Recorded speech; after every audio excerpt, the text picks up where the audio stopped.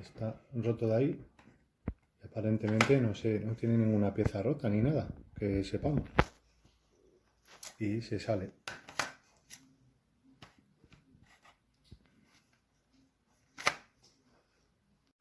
Alucinante, tío.